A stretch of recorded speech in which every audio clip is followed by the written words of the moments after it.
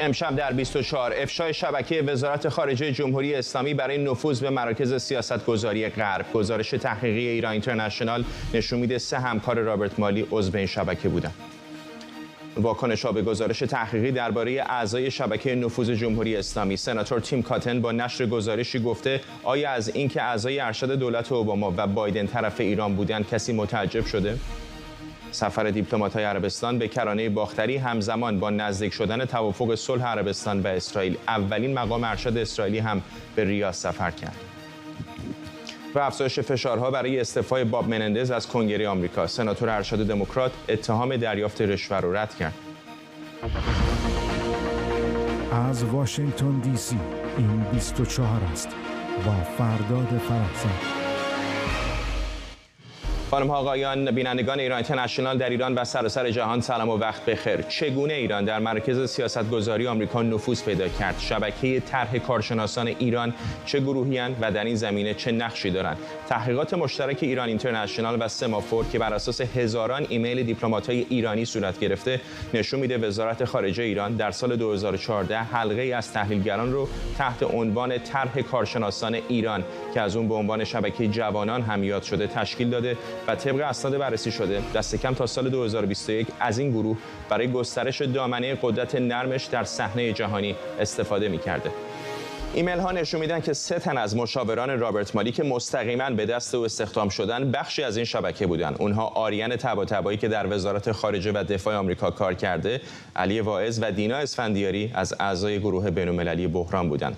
مت میلر سخنگوی وزارت خارجه آمریکا به ایران اینترنشنال گفته که دولت بایدن آریان طباطبایی رو به خاطر تخصص او در مسائل هسته‌ای و سایر مسائل سیاست خارجی برای ایفای نقش‌های مختلف در دولت ایالات متحده منصوب کرده و اونها به خدمات او افتخار می‌کنند. میلر همینطور گفته که اونها در مورد اسنادی که ظاهراً از دولت ایران درس کردن اظهار نظر نمی‌کنه.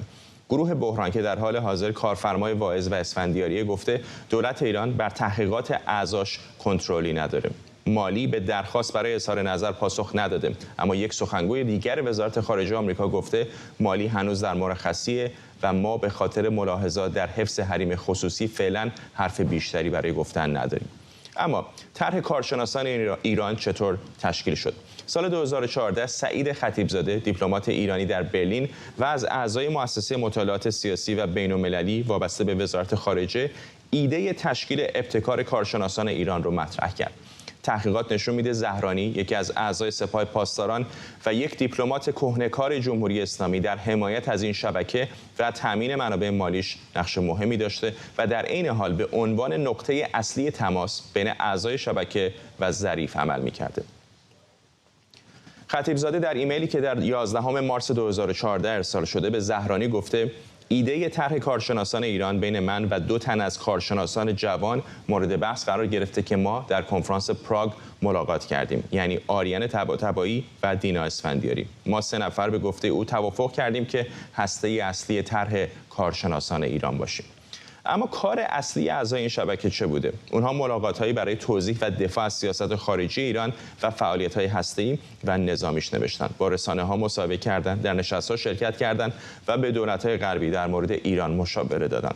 اما در همه موارد خودشون رو تحلیلگر مستقل معرفی می‌کردند. برای مثال علی واعظ در اسفند 1393 به همراه 3 نفر از اعضای ارشد گروه بین‌المللی بحران به تهران سفر کرد. اونها با اکبر هاشمی رفسنجانی رئیس جمهوری پیشین ایران که رئیس وقت مجمع تشخیص مصلحت نظام بود دیدار کردند.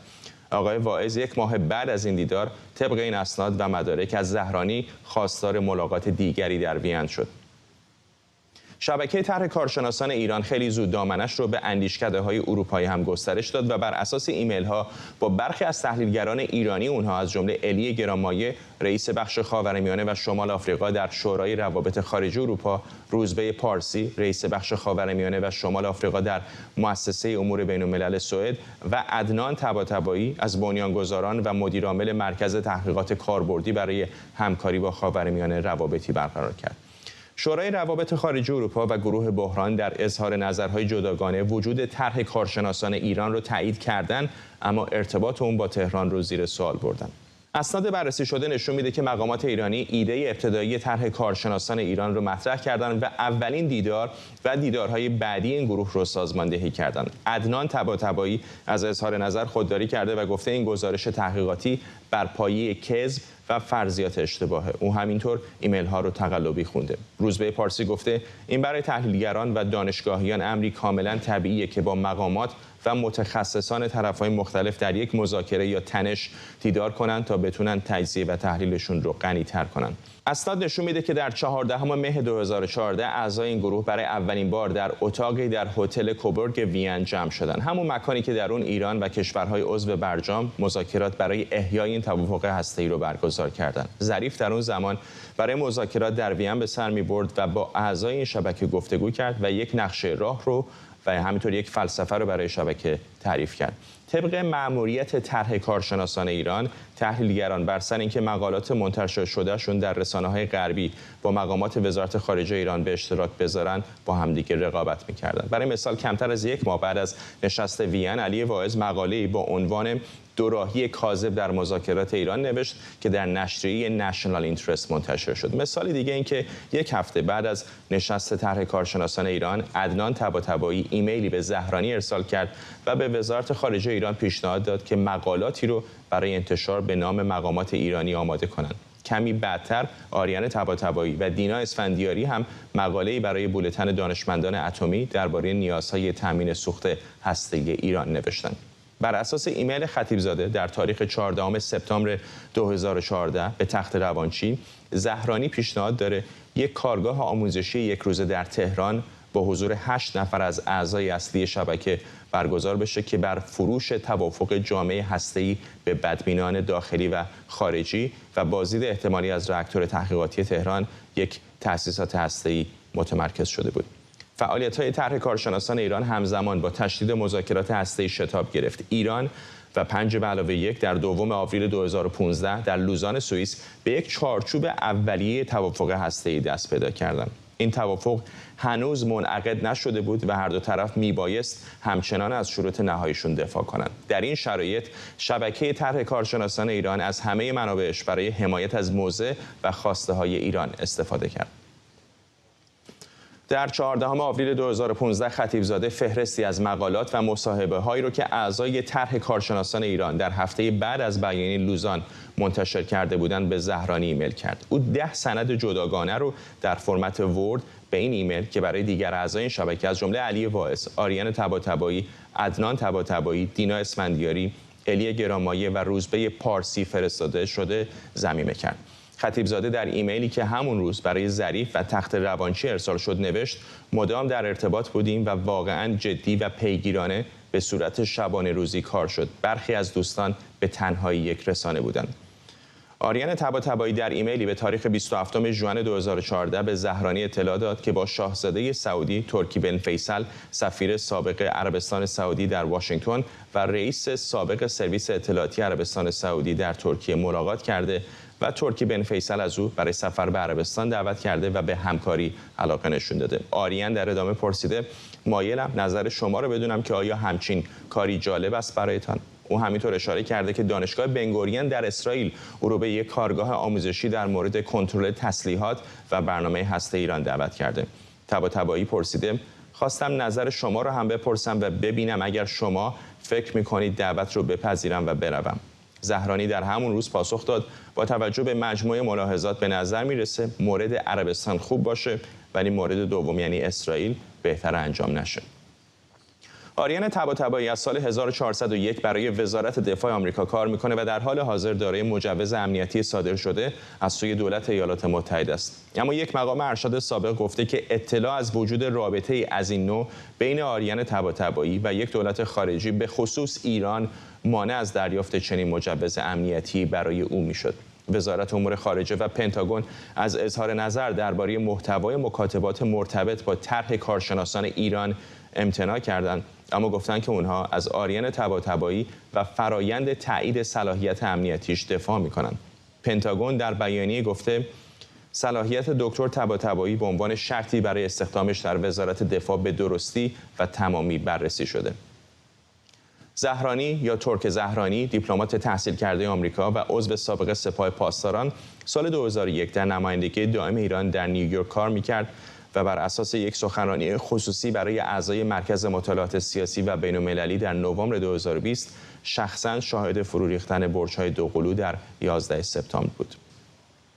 در اول ژوئیه 2021 او یکی از مقالاتش رو برای تریتا پارسی برادر روزبه و معاون اجرایی مؤسسه کشورداری مسئولانه کوینسی فرستاد و گفت که به مشاوره و کمک نیاز داره. او نوشته: مقاله ضمیمه شده توسط من نوشته شده و انتشار اون در مجله‌ای با رتبه بندی ISI به من برای تبدیل شدن به یک استاد تمام کمک میکنه. آیا توصیه‌ای در این زمینه دارید؟ وقت من هم کمه. به گزارش پایگاه اطلاع رسانی وزارت خارجه ایران، خطیبزاده در سال 2018 به عنوان رئیس مرکز مطالعات سیاسی و بین‌المللی و در سال 2020 به عنوان سخنگوی این وزارتخانه منصوب شد. او در حال حاضر سفیر ایران در کرواتیه.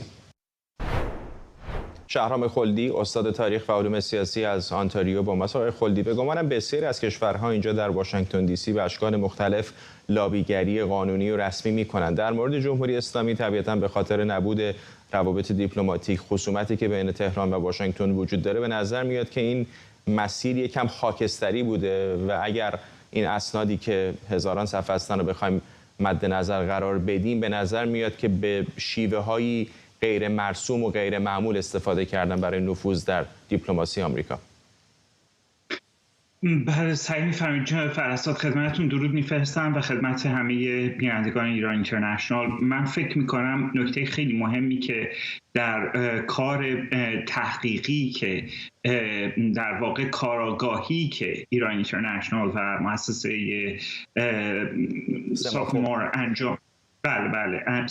انجام دادن خودشون نشون میده. در پی البته اون گفتگوی، من فکر می‌کنم این دومین مهمترین کاری هستش که ایران اینترنشنال انجام داده در پی اون نوار چند ساعته آقای ظریف با آقای لیلاست و واقعیات مهمی رو درباره سیاست خارجی جمهوری اسلامی هویدا میکنه. این رو باید اضافه کنم خدمتتون که در برخوردهایی که خود من با دولت‌های مختلف داشتیم در این مورد سوال کردیم خیلی مشخص که لابی جمهوری اسلامی چگونه با شما کار میکنه و حداقل ما به عنوان کارشناسان و اتباع کشورهایی مثل کانادا، بریتانیا، ایالات متحده یا اتحادیه اروپا نیاز داریم بدونیم که شما بر اساس چه اصولی با لابی جمهوری اسلامی در تعامل هستید. اولا که هیچ پاسخی نگرفتیم در این مورد و نکته دومی هستش که همین اخیراً یکی از همکاران من در اروپا در تحقیقی که انجام داده بود متوجه این موضوع شده بود از طریق منابع امنیت اروپایی که این موضوعی که اینترنشنال درباره‌اش تحقیق کرده با سفامور در اتحادیه اروپا وجود داره و در همین گزارشی که از سفامور اومده از قول سازمان بین‌المللی بحران نقل شده که فعالیت طرح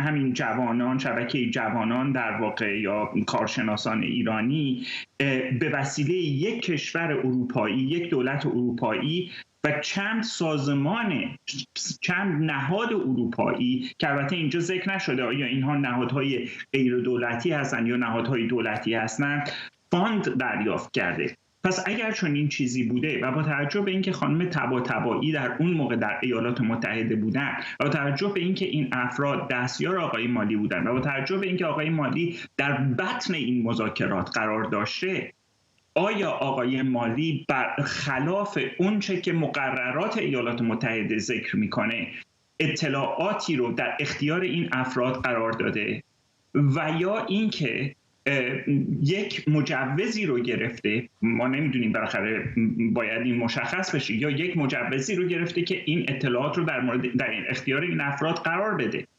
اگر این مجوز گرفته شده، به چه ترتیبی گرفته شده؟ چه کسی این مجوز رو داده؟ آقای کری وزیر خارجه این رو داده؟ آیا با اطلاع آقای اوباما و در واقع مشاور عالی امنیت ملی انجام شده؟ اگر نشده آیا آقای مالی قوانین ایالات متحده رو زیر پا گذاشتن؟ و بعد یه نکته دیگه هم اینجا مطرح میشه و اون این هستش که آیا این افراد به خصوص آقای باعث و خانم طباطبایی دارای اونچه که مجوز فعالیت به عنوان لابیگر از طرف یک دولت خارجی بوده رو اخذ کرده بودن از ایالات متحده آمریکا یا نه. من خیلی سریع اینجا این نکته رو خدمتتون عرض بکنم. قانون مربوط به لابیگری در ایالات متحده در پی فعالیت‌های عظیم دولت آلمان نازی در دهه 1930 برای تحت تاثیر قرار دادن افکار عمومی ایالات متحده به نفع آلمان نازی وضع شد، برای اینکه از این جلوگیری بکنه و بعد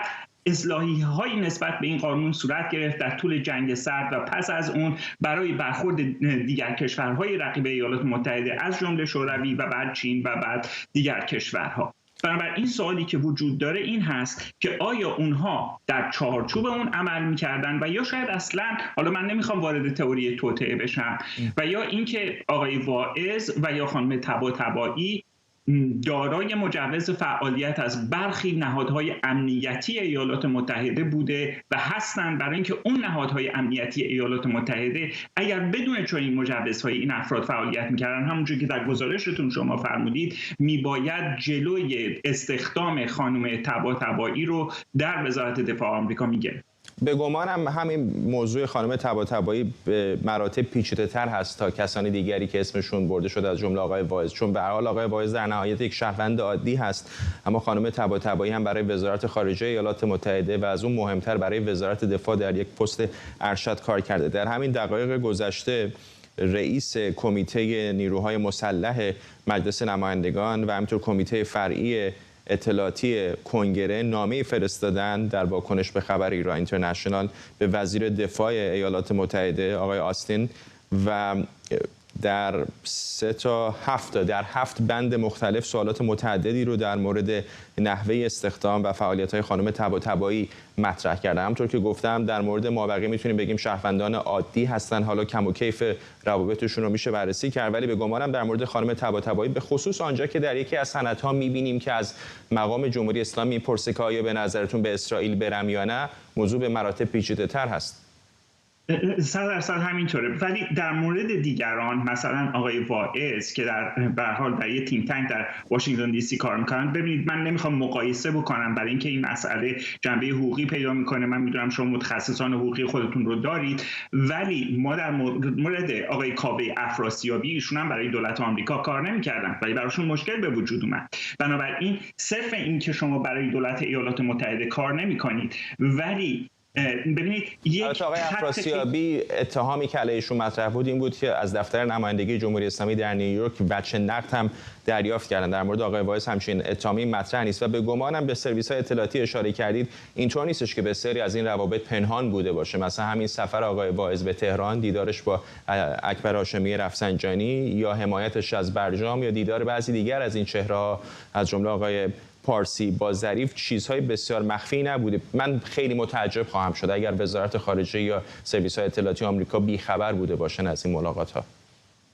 و سوالی که وجود داره اینه که آیا کنگره و سنا، در واقع مجلس نمایندگان و سنا، دست به یک تحقیق طبق همون نامه‌هایی که شما همین الان فرمودید به صورت بسیار گسترده در این مورد خواهند زد که ببینن تا چه حد، ببینید داشتم به این موضوع اشاره می‌کردم، بین لابیگری و اقدام کردن به عنوان active measures agent یا عامل فعال، در واقع عامل فعال نفوذی در یک دولت، یک تفاوت خیلی باریکی وجود داره.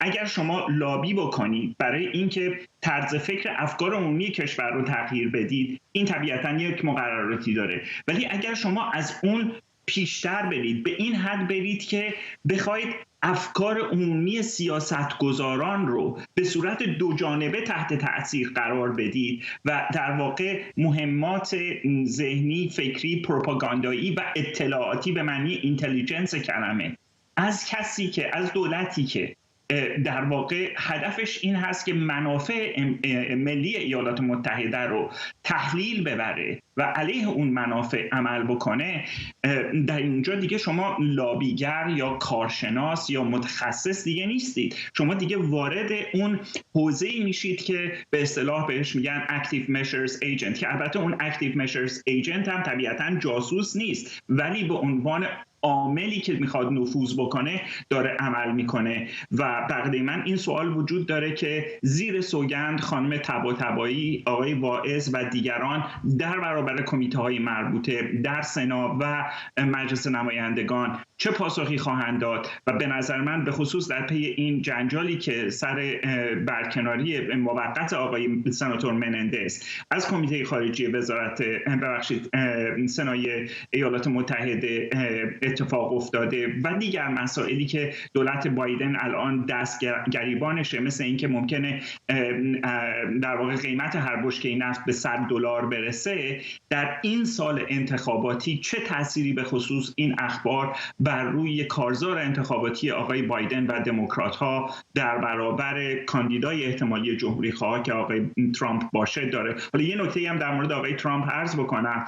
برای من سوالی که وجود داره اینه که آیا سازمان‌های اطلاعاتی ایالات متحده و وزارت خارجه آقای ترامپ از این موضوع آگاه بودند و آیا در قسمتی از تصمیم گیری‌هاشون این آگاهی‌ها و این اطلاعاتی که حالا اینترنشنال و سفامور بهش دست پیدا کردن تاثیرگذار بوده در رفتاری که نسبت به جمهوری اسلامی قرار دادن، در واقع در پیش گرفتن یا نه؟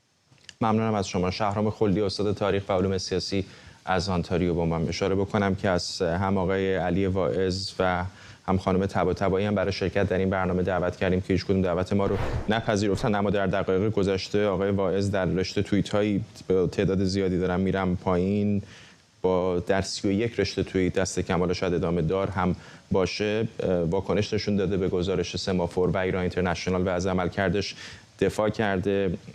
حالا سعی می‌کنیم در طول برنامه به بخش‌های دست کم از واکنش‌های او بپردازیم.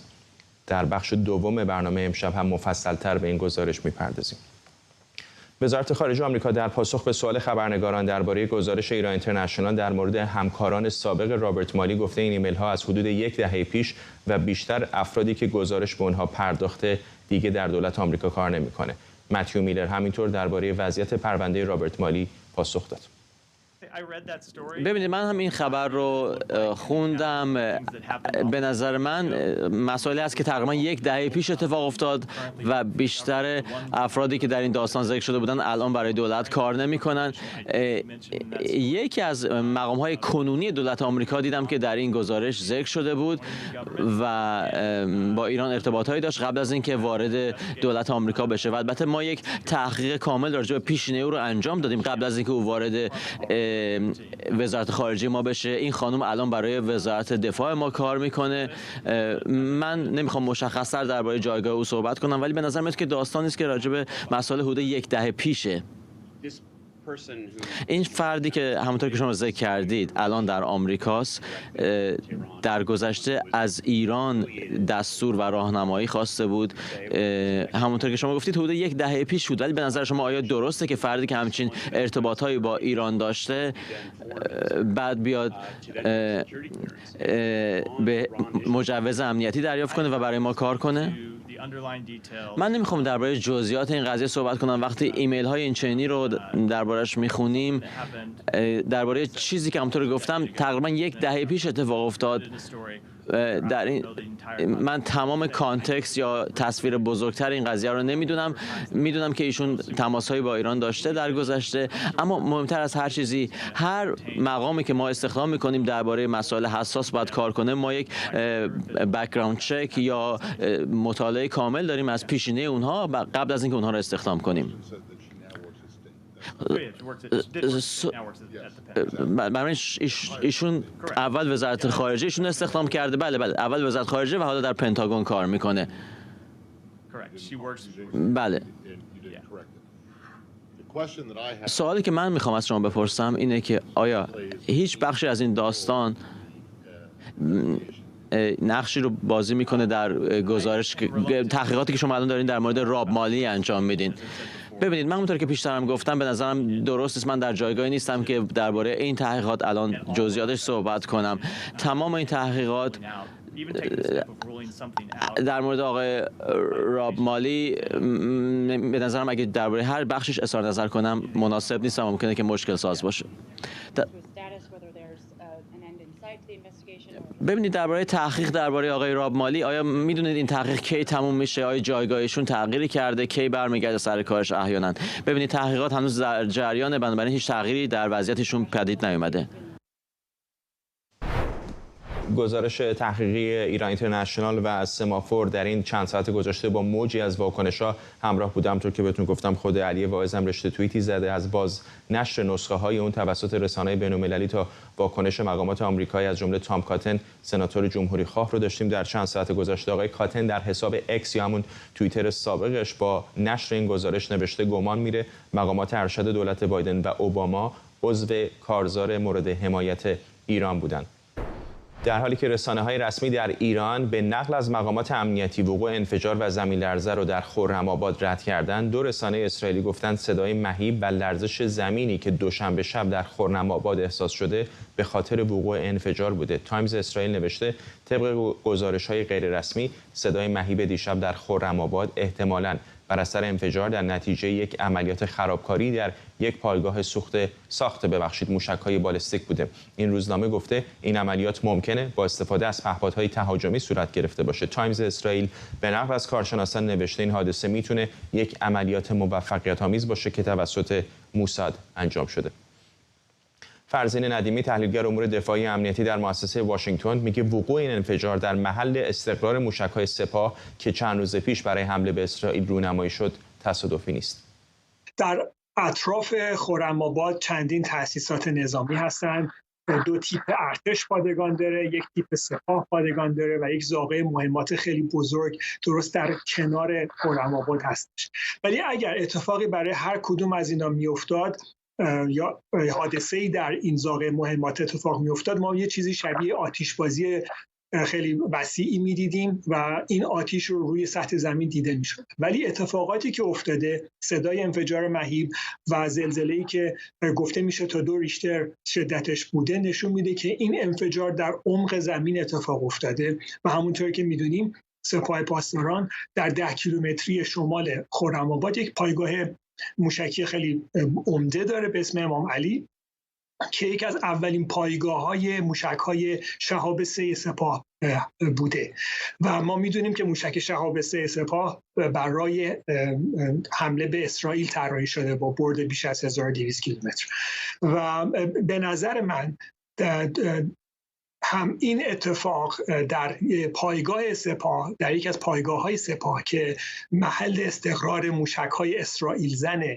سپاه بوده، درست چند روز پس از پوز دادن سپاه به رونمایی از موشک حاج قاسم که برای زدن اسرائیل طراحی شده و اسرائیل زن هستش، میتونه تصادفی نباشه.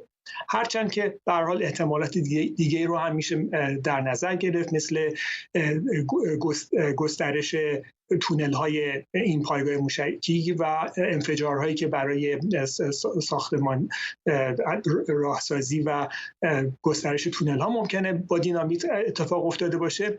ولی به نظر من و همینطور حمله اسرائیل هم به هیچ وجه نمیشه از نظر دور داشت. همونطور که اشاره کردیم 13 سال پیش هم انفجاری پیش اومد، ولی خب به هر حال از نظر استانداردهای ایمنی ممکنه سپاه چندان استانداردهای بالایی نداشته باشه و ما هر از چندگاهی شاهد این اتفاقات هستیم. البته همونطور که عرض کردم حمله اسرائیل رو نمیشه از نظر دور داشت، ولی با توجه به اینکه این پایگاه موشکی در عمق 500 متری زمین قرار داشته و نشون میده که این انفجار احتمالاً در عمق زمین اتفاق افتاده و ما روی زمین هیچ نشانه‌ای فعلا ندیدیم، به نظر من میتونه یک حادثه باشه. ولی از طرف دیگه همزمانی این انفجار رو با صحبت‌های چند روز گذشته در مورد موشک اسرائیل زن هم نباید، به نظر من نمیشه تصادفی دونست. فرزین ندیمی بود تحلیلگر امور دفاعی امنیتی در مؤسسه واشنگتن.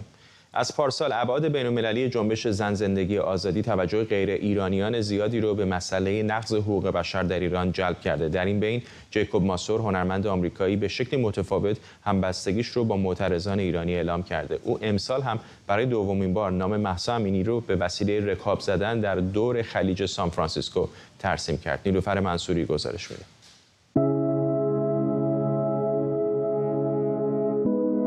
در قلب سان فرانسیسکو برای مردم ایران رکاب میزند. دوچرخه سواری که با هنر GPS اسامی کشته شدگان خیزش انقلابی در ایران را در کنار خلیج شمالی کالیفرنیا طراحی کرد. هنری که به او و دیگر دوچرخه سواران کمک می‌کند با درج نقطه‌ای در آغاز و نقطه دیگری در پایان شهر آنقدر رکاب بزنند تا طرح یا نامی را ترسیم کنند.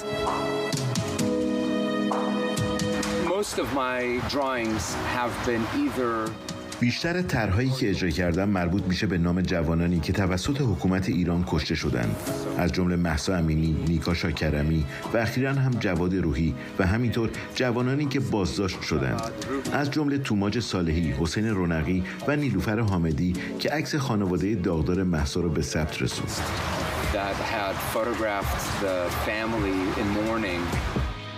جیکوب ماسور میگوید کشته شدن مهسا امینی در شهریور 1401 آنچنان تأثیری بر روی او گذاشت که تا به امروز تحولات ایران را رها نکرده و این هنر متفاوت را برای حمایت و همدلی با مردم معترض ایران اجرا می‌کند.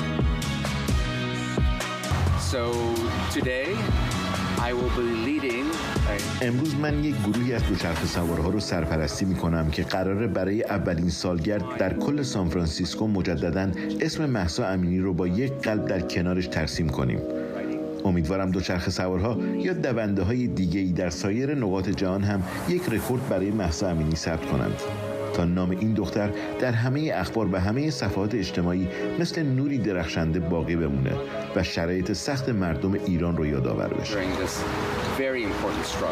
جیکوب در نقطه پایانی ترسیم نام مهسا امینی به محل تجمعی رسید که ایرانیان مقیم سانفرانسیسکو برای نخستین سالگرد قتل حکومتی ژینا تدارک دیده بودند. جیکوب ماسور در سالی که گذشت روایت‌های الهام بخش جنبش مهسا را به گوش غیر ایرانیان رساند. نمونه‌ای معاصر از اینکه همدلی از همزبانی خوشتر است. زن، زندگی، آزادی.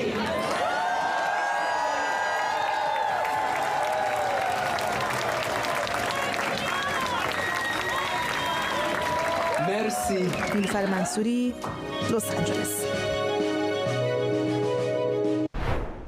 در حالی که موج پناهجویان به سمت مرزهای ارمنستان راهیان، انفجار در منطقه مورد مناقشه ناگورنو قره‌باغ دست کم 20 کشته و 300 زخمی به جا گذاشته. این انفجار در منطقه‌ای که مخازن سوخت هست رخ داده. معاون نخست وزیر ارمنستان میگه دست کم 19,000 ارمنی از منطقه ناگورنو قره‌باغ وارد این کشور شدند و این موج ورود پناهجو ادامه داره. آذربایجان اما میگه اصراری به تحت فشار گذاشتن ساکنان این منطقه نداره و فقط تلاش میکنه اونها رو جذب آذربایجان بکنه.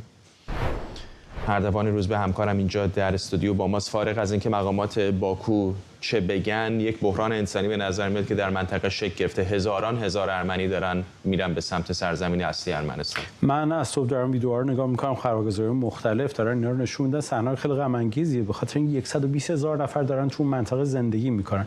در واقع منطقه‌ای که ناگورنو قره‌باغ یا همون قره‌باغ کوهستانی، اون منطقه‌ای هستش که 120,000 شهروند ارمنی داره و اونا به نوعی باور ندارن که جنگ اونجا تموم شده. برغم اینکه سیاستمداران در واقع دولت آذربایجان میگه کاری با اونها نداره، اما از این طرف هم به دفعات اتفاقاتی افتاده و به بهانه‌های مختلف، مثلا همین چیزی که در 19 سپتامبر اتفاق افتاد و روز چهارشنبه در واقع حمله‌ای که بعد از باز شدن گذرگاه لاچین شد، نشون داد که این منطقه هیچ وقت منطقه امن نمیتونه باشه. در واقع این منطقه از 1922 وقتی تشکیل شده تا کنون هیچ وقت منطقه امنی نبوده. به دفعات مختلف در دوره‌های مختلف ممکنه در دراز مدت درگیری توش نبوده، اما همیشه مستعد بحران بوده. حالا اتفاقی که داره میفته اینه که ارمنستان خودش در شرایطی نیستش که همه اینها بتونن بیان اونجا.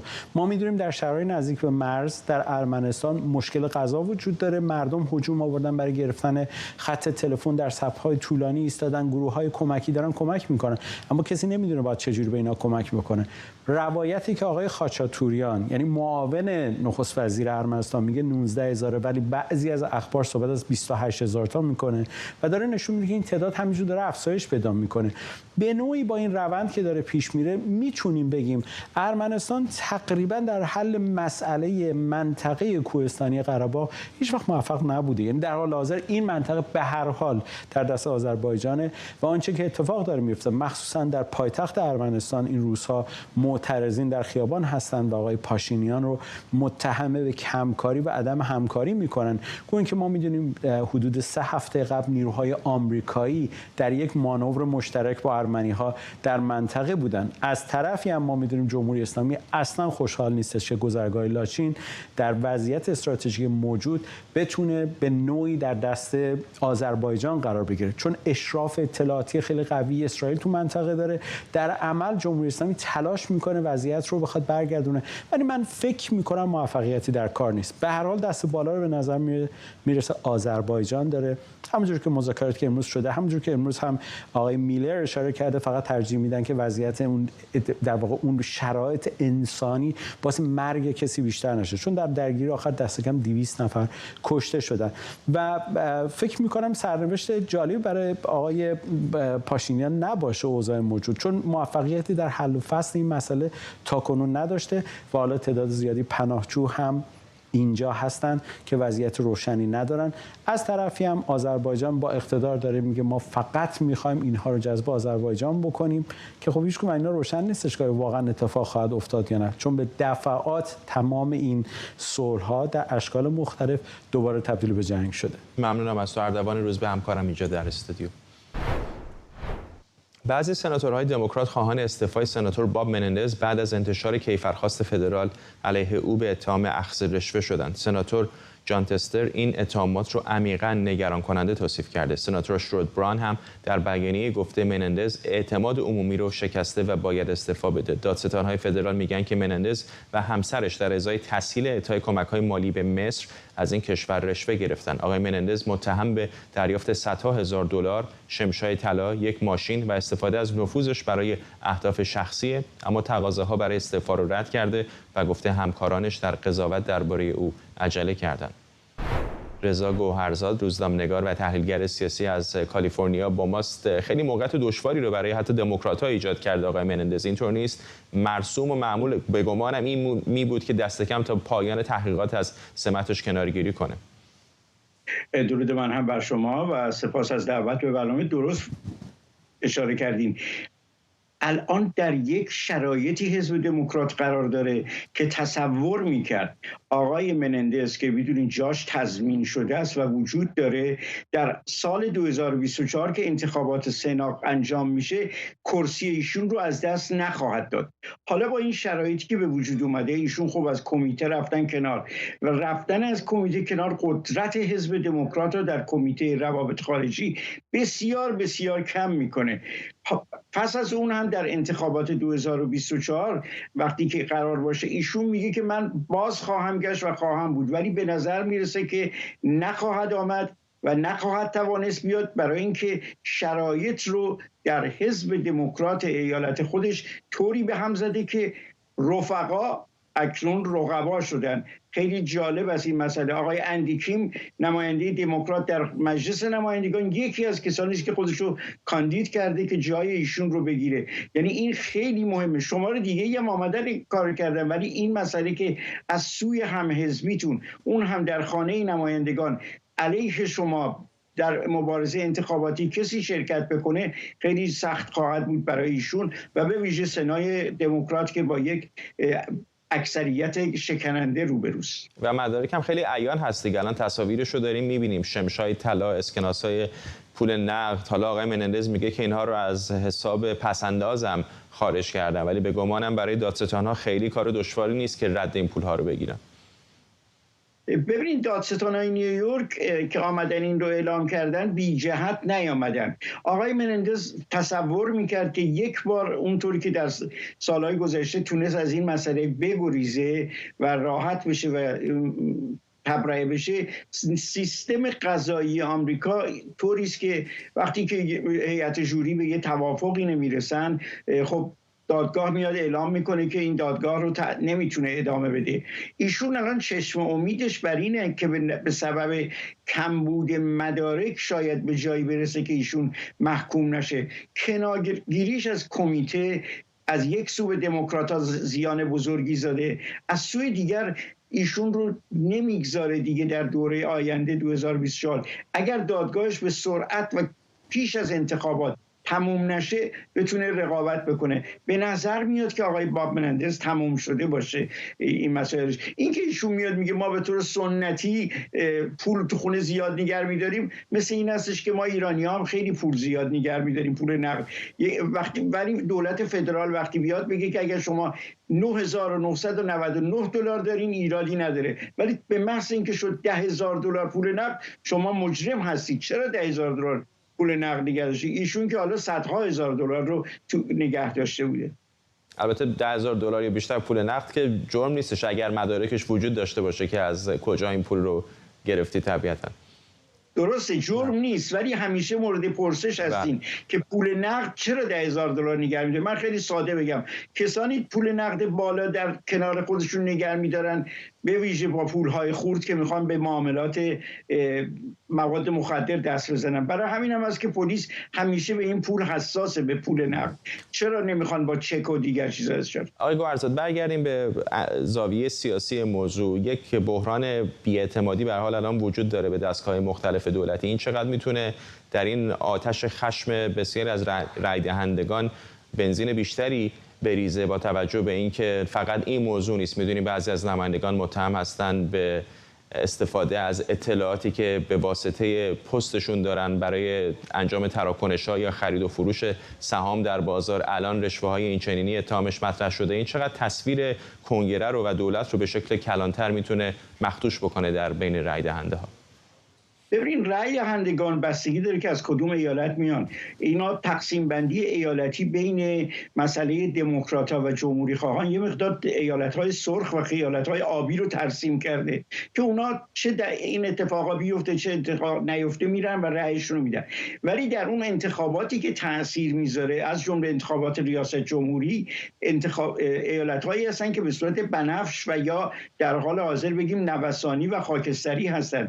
در این انتخابات 2024 تمام این تاثیرها میتونه بر مسئله ریاست جمهوری و انتخابات آقای بایدن در برابر حزب جمهوری خواه تاثیر بذاره. وگرنه همونطور دیگه در آغاز گفتگومون اشاره کردم، ایالت نیوجرسی ایالت دموکرات هست. از همکنون شمار بالایی از رفقای آقای منندز رقیب ایشون شدن و میخوان جاشون رو پر بکنن. آقای کوری بوکر هم که هم سناتور ایشون هست از همون ایالت ولی در رتبه بالاتری نیست، بعدش نمیاد که آقای منندز بره کنار، خود به خود ایشون جایگاهش از به عنوان یک جونیور بیاد بالاتر و در مقام بهتری قرار بگیره. اینها همه بازی‌های سیاسی است، ولی در انتخابات 2024 تأثیر بدی که میگذاره روی آقای بایدن خواهد بود، برای اینکه یکی از پشتیبانان خودش رو در اون ایالت از دست میده.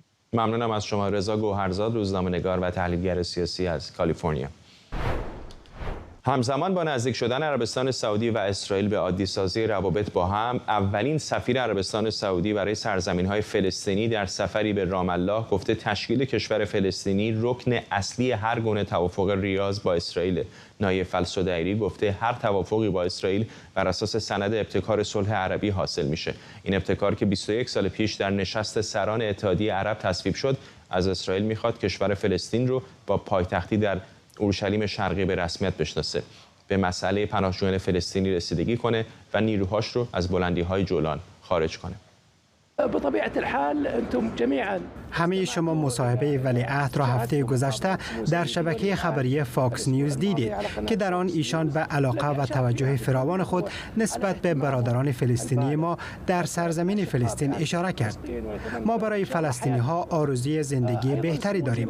همچنین شاهزاده فیصل بن فرهان وزیر امور خارجه چند روز پیش در نیویورک بر اهمیت حل مسئله فلسطین برای عربستان سعودی بر مبنای قطعنامه‌های بین‌المللی برای حل دو کشوری و تشکیل کشور فلسطین با پایتخت آن در شرق اورشلیم تاکید کرد.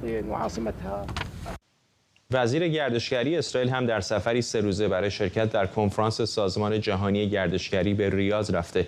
وزارت گردشگری اسرائیل گفته هایم کاتز با همتایانش دیدار کرده. به این ترتیب هایم کاتز اولین وزیر اسرائیلی که در رأس هیئتی رسمی به عربستان سفر کرده.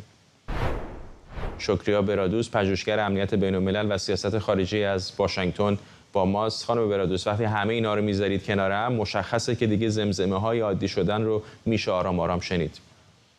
دقیقاً، نه تنها زمزمه‌های آرام شدن، به نظر من باز کردن سفارت عربستان اینجا خیلی مهمه، چون که فراموش نکنیم چند مدت پیش بود که نتانیاهو در مورد این صحبت می‌کردن که کمک کنن به از نظر اقتصادی و توسعه قسمت‌هایی که تحت کنترل حکومت فلسطین یا اداره فلسطین الان. برای همین هم به نظر من باز کردن سفارت عربستان کمک می‌کنه به این پروژه‌ای که نتانیاهو چند ماه پیش در مورد صحبت کرده بود. می‌دونیم وقتی که سفارت رسمی یک کشور یک جایی باشه، یعنی می‌تونن پروژه‌ها رو جلو ببرن اقتصادی. و این طرحی که خب عربستان در مورد صحبت میکنه، سامان دادن این مهاجران فلسطینی، حتی مثلا درگیری‌هایی که در بین فلسطینی‌ها در لبنان بوده یا کمپ‌های فلسطینی که اردن الان میخواد که این پناهنده‌ها برگردن به فلسطین. یعنی تا یه جایی به نظر مشکلات همین کشورهای لبنان و اردن هم رو حل میکنه از اون درگیری‌هایی که بین پناهندگان فلسطینی و مردم این کشورها وجود داره، با اینکه متاسفانه هر دو تا عرب هستند. حالا این بحث ما نیست، خیلی وقتا در مورد این صحبت میکنیم خب چرا اوکراینی‌ها انقدر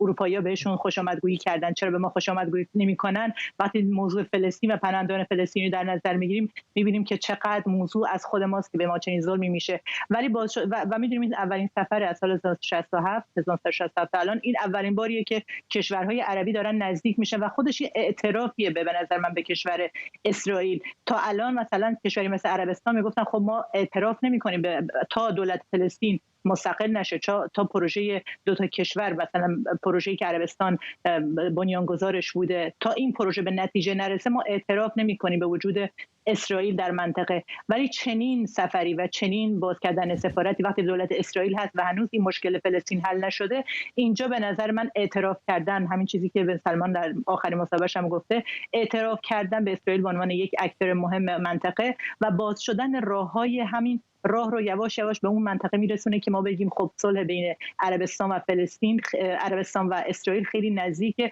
ولی آیا به نظر بن سلمان این امتیاز به بایدن خواهد داد یا نه؟ اینجا خیلی به نظر من برمیگرده چقدر، حالا بار هم در مورد این موضوع در برنامه شما صحبت کردیم که آیا این امتیازات رو بایدن خواهد داد و برمیگرده بن سلمان به اینکه امتیازات دولت بایدن چه خواهد بود که بخواد امتیاز چنین بزرگی رو به بایدن بده قبل از انتخابات آمریکا و اون عادی سازی روابط اسرائیل و عربستان خواهد بود. خانم برادوس، همین هفته پیش که آقای نتانیاهو در مجمع عمومی سازمان ملل در نیویورک سخنرانی می‌کرد، نقشه‌ای که از منطقه در دست گرفت هیچ شمایلی نه از کرانه غربی در اون میشد دید نه از نوار غزه. میدونم که بارها حرف تشکیل دو کشور، راه حل دو کشور مطرح شده، ولی چقدر به نظرتون در حاشیه این توافق احتمالی بین عربستان و اسرائیل اینها بیشتر شعار هست یا واقعا میبینید در افق که این اقدام عملی بشه و اسرائیلی ها بپذیرن تشکیل کشور فلسطینی رو؟ این نقشه تنها نگاه شما نبود، نگاه بیشتر از این خبرنگارایی بود که فلسطین رو دنبال می‌کردن، موضوع خاورمیانه رو گفتن. نقشه‌ای که نتانیاهو نشون داد کاملا اسرائیل رو، یعنی فلسطین رو کلا اصلا محو کرد در داخل نقشه‌ای که وجود داشت. ولی این برمیگرده به اینکه خب ما در مورد یک دولت رادیکال اسرائیلی صحبت می‌کنیم که کابینه نتانیاهو محتاج بوده به این گروه‌ها، به این افراد توجه کنه به خاطر تشکیل حکومت رادیکالی که در اسرائیل الان داریم.